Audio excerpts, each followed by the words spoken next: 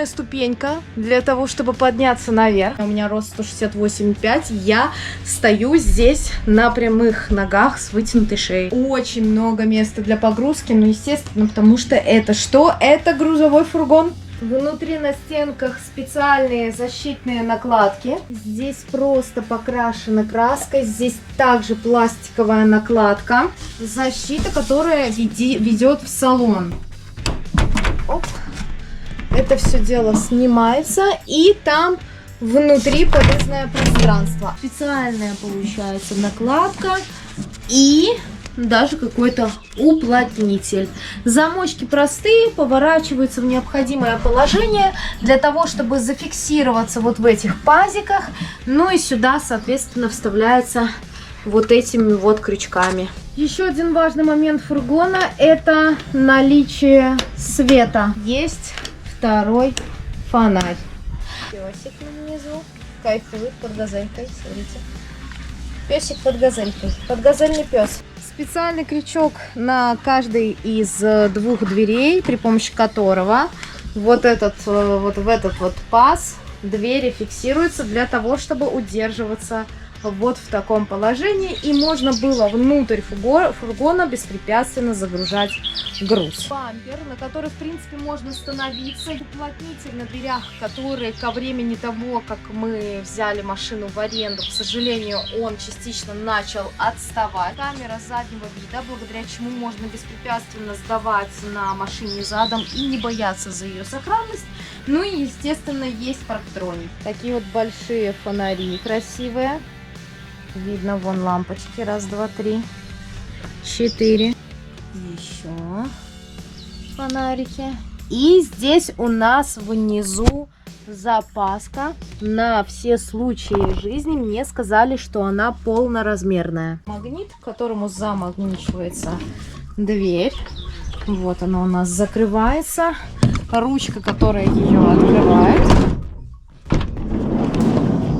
Ну и обратите внимание, что из салона автомобиля непосредственно отсюда можно заблокировать и открыть обе двери. Если довести до щелчка, вот здесь вот есть такая штука, в которую упирается нога двери, и она остается вот в таком прекрасном положении. Мы тоже сюда можем загружать груз. Здесь для того, чтобы подняться в салон, есть ручка, точно так же, как есть и сзади автомобиля. Вот она, ручка одна, она пластиковая. Такие еще есть в салоне, прямо там, где водители и пассажиры сидят. И вот здесь у нас еще одна ручка. Ручка только почему-то под правую руку. С левой стороны, вот здесь в фургоне, ручки такой для подъема наверх нет. Значок такой, который говорит о том, что на эту штуку становиться ногами нельзя.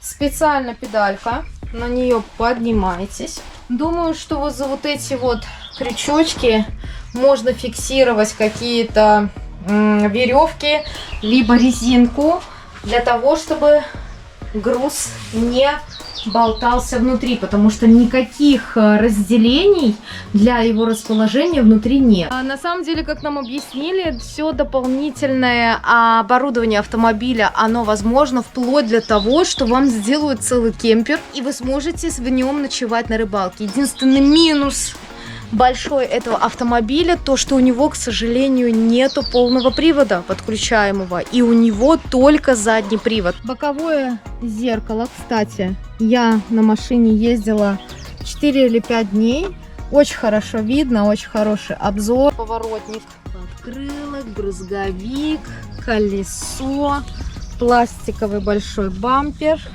значок ГАЗ. Ну и изюминка этого автомобиля — это светодиодная фара, которую сделали в Беларуси, друзья. Фара белорусского производства. Внизу есть противотуманки. Ну, клиренс у машины, наверное, сантиметров 20. Потом посмотрим по техническим характеристикам. Я на самом деле вглубь не вдавалась. Дворнички. Здесь у нас второе зеркало.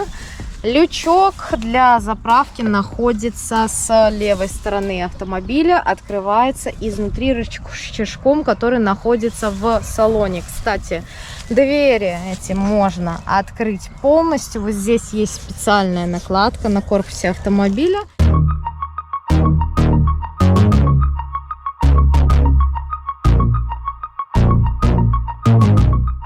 В комплекте идет ключ, на котором 3 кнопки, и у которого в комплекте есть ключ, которым можно открыть газельку. Открываете и попадаете, можно так сказать, в рай водителя. Огромная дверь, которая прячет на себе регулировку зеркала.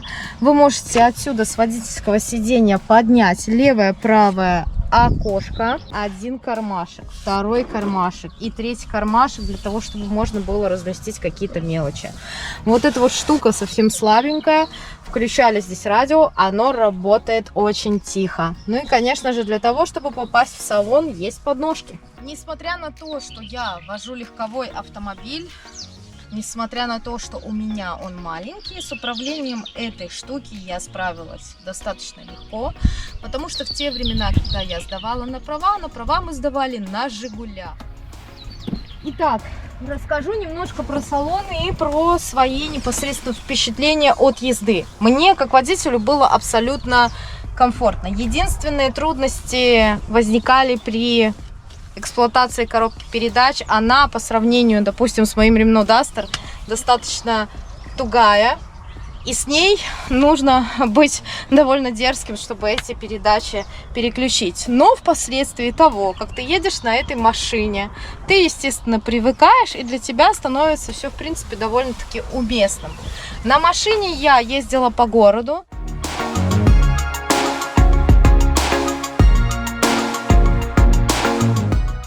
Посмотрим, сколько она приблизительно в среднем будет жрать на скорости 60 км в час по городу. Вот мы едем по городу. Это мы едем с горки 0,3 литра. Чуть-чуть совсем поддавливаю газ. И сейчас у нас поменяется.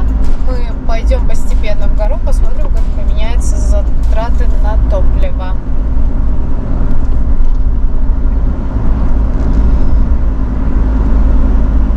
Ну, вы сами все видите, да?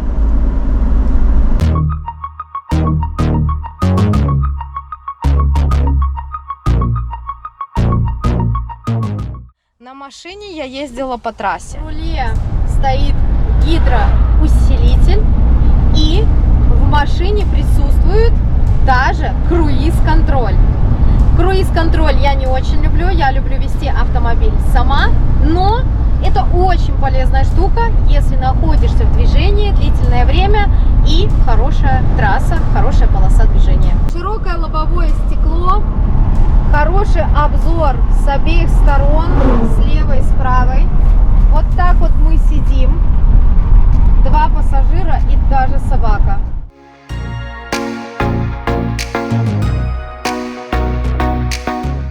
По рулю, несмотря на то, что машина на гидрике, мне даже показалось, что она комфортнее, ее больше чувствуешь, чем ту машину, которая работает на электро. Свыше 100 км в час с груженным автомобилем мне набирать скорость не хотелось. Мне казалось, что на ветру ее начинает немножко разбалтывать, и я чувствовала себя как при езде непосредственно с прицепом. Я немножко начинала разбалтываться, и самым комфортной оптимальной скоростью для меня стала скорость 90-95 км в час. Тормоза нормасик. Очень понравилось, что здесь много всяких кармашков, дополнительных отделений, в которые можно что-то положить.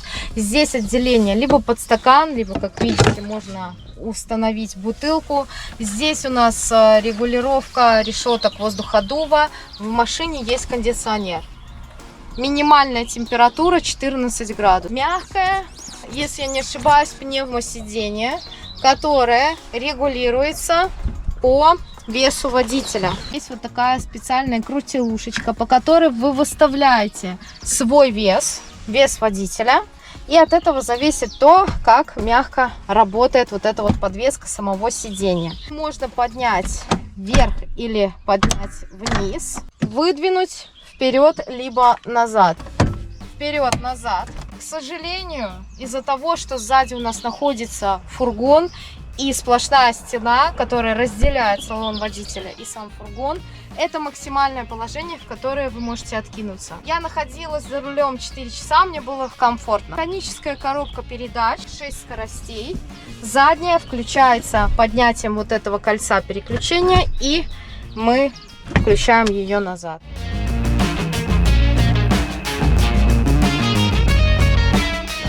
Вроде бы вот так вот, когда сидишь и сейчас вот переключаю, вроде бы все нормально работает. Как только машина находится в движении, начинаются небольшие проблемы с переключением. Просто жестко идет. Анатомическая спинка сиденья в газ. О май гад! Посмотрите. Вот здесь вот крутите в одну сторону, оно сдувается. Крутите во вторую сторону, и оно надувается. Какой большой овод меня укусил. В кресле водителя есть подголовник, ремень. Его называют ремень, прекрасно. И здесь со стороны водителя мы можем открыть бачок.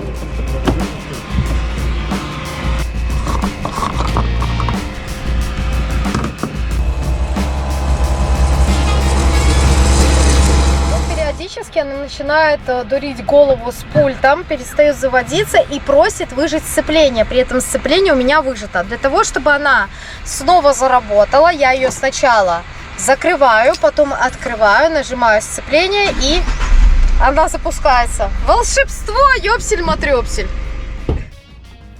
Пассажирское сиденье. Значит, по пассажирскому сиденью никакой регулировки спинки у нас нет.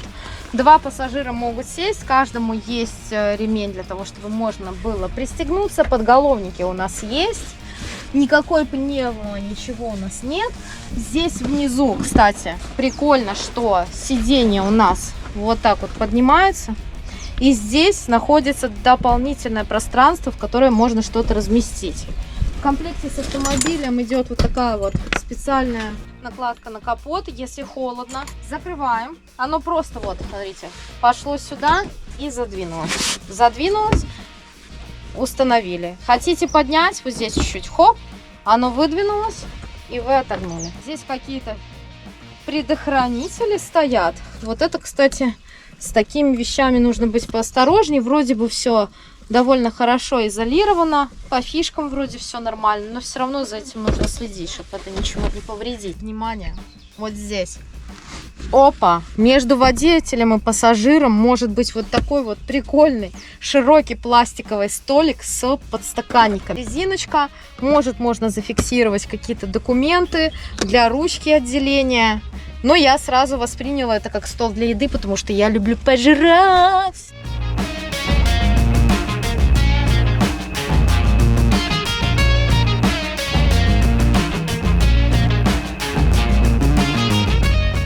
Со стороны пассажира также есть ручка вот здесь вот для того, чтобы можно было подняться в салон и выпрыгнуть из салона, наверное, вот так, как Тарзан. Резинок никаких нет, зеркал никаких нет, никаких дополнительных кармашков, ничего нет. То есть вот просто такая лабуда. Сверху еще один карман пластиковый. Вот сюда можно засунуть какие-то документы. Такая же фигня, такая же насадочка, накладочка находится и с водительской стороны. Дверь полностью дублирует водительскую дверь по карманам. Единственное, что здесь вы можете опустить, естественно, только свое зеркало. Кстати, регулировка обоих зеркал осуществляется только с водительской стороны.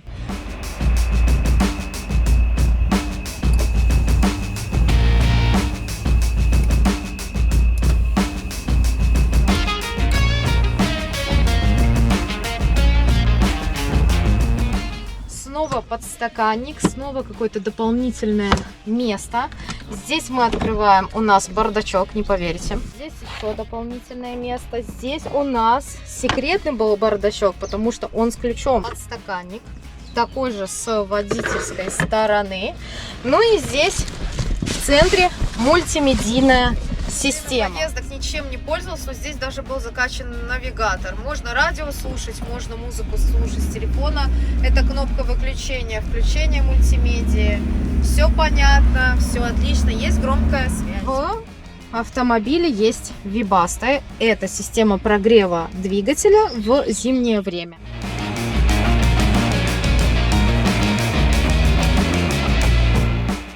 регулировка этого воздуходува. Здесь что у нас, как вы думаете? Конечно же, еще один бардачок. Что у нас здесь, как вы думаете? Еще один бардачок. Здесь у нас лючок, и сюда мы можем положить что? Очки, правильно. Свет включается здесь. Кстати, довольно яркий свет. В салоне приятно было сидеть в полной темноте с включенным этим светом. Кнопка SOS, не будем туда лезть. Чаще всего она не работает, хотя у нас должна работать, потому что ГАЗ — это автомобиль российского производства. И, я так полагаю, фары там должны были, да, огоньки включиться. Ну-ка посмотрим, включились ли там огоньки. Не включилось? Что это? Никто не знает, что это, но что-то очень интересное.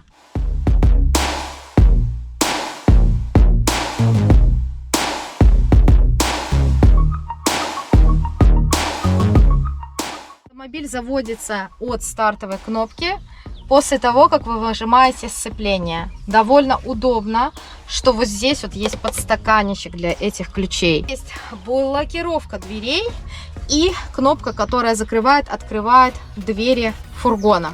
Здесь у нас включается кондиционер.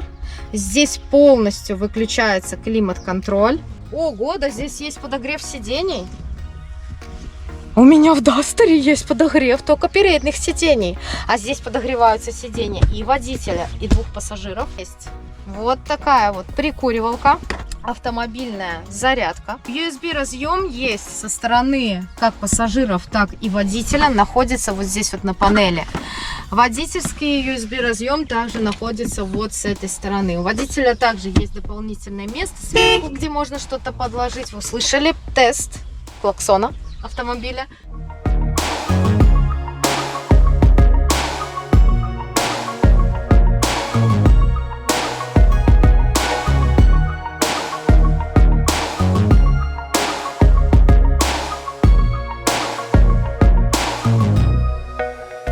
Смотрите, у нас здесь есть два подлокотника. Один для пассажира, второй для водителя. Ручной тормоз у нас здесь. Это кнопка, которую вы нажимаете в эту сторону. У вас ручной тормоз включается, в обратную сторону ручной тормоз выключается. Кроме того, можно отрегулировать высоту. 2 секунды. Высоту руля. Вот, пожалуйста. Тоже регулируется. Этим рычагом фиксируем обратно в необходимом положении. Пластик, ну, мне кажется, наверное, долговечный, хотя, возможно, нюансы какие-то есть. Я считаю, что для рабочей автомашинки, для рабочей лошадки этого достаточно, то, что я здесь вижу. Здесь у нас рычажок. Ох ты, ёпсель-матрёпсель, нифига себе, боялась сломать. Оп, нажали и подняли капот вверх. Капот фиксируется. Сейчас посмотрим, где-то, наверное, вот сюда. Фольга. Там у нас фольга. Ну, мотор, я могу вам сказать, работает очень дерзко и громко. Мотор 2,5 литра, мощностью 149 лошадей. Лили мы сюда дистопливо, возможно, поэтому она работает громче, чем хотелось. Здесь даже проклеечку сделали. Возможно, тот, кто покупает машину, не знает, что здесь протирается. У них протирается, и потом это считается как гарантийным ремонтом. Есть. Заводится машина только путем выжатого сцепления. Кстати, еще одна приколюха. Заводится автомобиль от кнопки, и если рядом с автомобилем ключа нет, то он не заведется. Он заводится только в том случае, если рядом от него есть ключи. А теперь главный вопрос. Где ключ?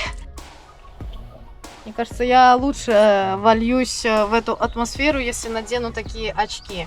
Это ключ. Ключ, который открывает, закрывает двери. Как я говорила, есть дополнительная кнопка, которая фиксирует двери задние. Выжимаем сцеплуху, нажимаем на кнопку старт. Газ завелся. Газ завелся. Чуть почти не заглохли. Кстати, мне понравилось, что в этой машине небольшие ошибки при вождении, при переключении передач, они допустимы. Она не глохнет. Она не глохнет, так как мой Дастер. Вот они, наши брызговики. Видно сразу, что стекло подогревается. Есть вот такие как полосочки. И смотрите, как высоко работают сами брызговики. И какие длинные все же дворники на все стекло. Это прекрасно. Машина проехала 22 тысячи километров с половиной почти. Здесь нарисован сам автомобиль, и если вдруг не закрыта какая-то дверь, то оно об этом показывает. Вперед нажимаете парковочную кнопку ручного тормоза, машина с тормоза снимается. Нажимаете чуть-чуть от себя, она становится на ручной тормоз, педаль тормоза можно отпустить. Аварийка у нас вот здесь, справа, под мультимедийной системой. Высота, я так понимаю, выравниваются фары, высота, куда они светят. Эти кнопки я трогать не буду. Здесь у нас стрекоза, которая регулирует свет, который должен быть включен. Ого, сколько скоростей, ребят. Раз, два. Нифига себе, раз, два, три. 5 скоростей для работы дворников. А почему такого нет в нашей машине? Тут находится на стрекозе кнопочка, которая переключает вот эту вот панельку. Мы проехали 772 километра и по ходу потратили 90 литров бензина. Вы прикалываетесь? Средний расход 11,8 литров на 100 километров. Точно так же, как машина включается на кнопку, точно так же она и выключается. Все, машинку заглушили, она... Что это было? Главное, я думаю, это не забывать ключи в салоне автомобиля. Всегда носить их с собой. А вдруг захлопнется что-нибудь, а?